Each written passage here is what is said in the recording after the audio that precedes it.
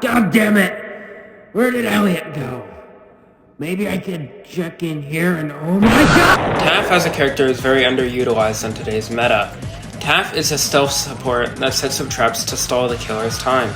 Despite being one of the best characters for malice farming, they go very underutilized, since their traps can be easily disarmed by any killer that knows what they're doing. Along with that, Taph is overshadowed by quite literally every other support in the game, making them seem lackluster and weak. So, I'm gonna make this video so you bums can play Taph properly and understand the full potential of Taph. Great, to start we actually have to go over Taph's kit, but I'm sure you already saw this coming. Taph is a support who plays like a trapper. They have a subspace trip mine that, if uninterrupted, gives the killer helpless and makes the killer start hallucinating. Their second ability is a tripwire that can be placed on flat terrain and can go as long as you desire, as long as no objects are interrupting it. If triggered by the killer will be highlighted for the entire survivor team and receive slowness 2 for a couple seconds. The only issue with this is that any good killer will just M1 your tripwire, M1 your trip mine, so they don't have helpless and then slime you out. This makes Taph incredibly weak in the public eye, but still annoying enough for the killer to want to slime. There's the issue. Killers will just break your trip mines and tripwires. So instead of just having them separate, boom! Let's see how killers get past this. Introducing what I call trap wires. The idea is pretty simple. You put a tripwire in front of a mine, have the killer M1 the tripwire, right? And then the killer will walk directly into the mine without being able to disarm it, thus giving the killer helpless, right? Or you could do it vice versa and have the killer M1 the trip mine, and that way the killer gets plenty of slowness and is highlighted. Now, of course, the strategy isn't perfect, because experienced killers will just bait out the trip mine without getting too close and then break the tripwire. There's still a bonus to this. If the killer is chasing someone down and they have to waste stamina and time just to break your traps, then it still benefits the team anyways. Speaking about teamwork, let's get on to trap placements. Usually the best place to put traps, mines, wires, trap wires if you're feeling daring, are common group spots or easily accessible locations throughout the map. Try to place extra wires on light gray colored floors or literally anywhere in Horror Hotel for the wires to be practically invisible. Hi, editing me here.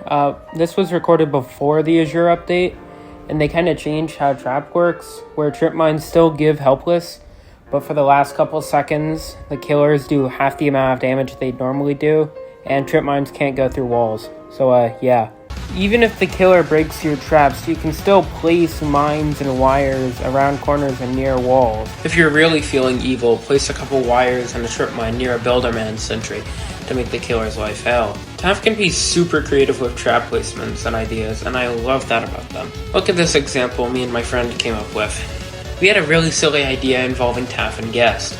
Guest would stand over a trip mine, concealing it, so when the killer comes, Guest would block, and this is where it gets interesting. If the killer M1s, they'd get punched and the mine would go off, and even if the killer didn't M1, because they didn't know there was a trip mine there, they'd have helpless, and it would give the Guest lots of leeway. Another example, you could stack multiple tripwires in front of each other, forcing the killer to either tank one and get it over with, or spend time breaking each one individually, giving you more time to escape, or they'd just tank the slowness. Sometimes killers will do everything they can to possibly avoid your traps. I'm sure there's nothing you can do about that one Noli who won't get hit by your trip mines, but there is an upside to this. Whenever the killer does that, you gain something far more valuable than money, malice, or XP. You buy you or your teammates time. Time that is focused on killers destroying your traps and not your teammates. That is crucial seconds shaved off the clock. I kind of lied earlier in the video when explaining Taph's kit. I called them a trapper-based survivor, which isn't entirely wrong, however they are more of a staller than anything.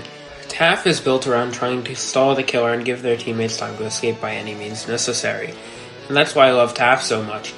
Sure, you don't get the same amount of dopamine you would get by landing a guest parry or that feeling of joy when you are thanked as an Elliot, but you are the one who can distract the killer just long enough for everyone else to escape, and that is enough for me. Or you could just create super long tripwires and send your bird's nest all game. Either option works. Okay, Wow, this video is a lot shorter than I expected. And I need to hit that 8-minute mark so that, I don't know why I need to, but I know a lot of people need to, so I guess I'm gonna try doing it too. Maybe it's for revenue, but I don't really make money yet, so point is, I'm gonna show you some cool trap placements that I found. Yeah, have fun.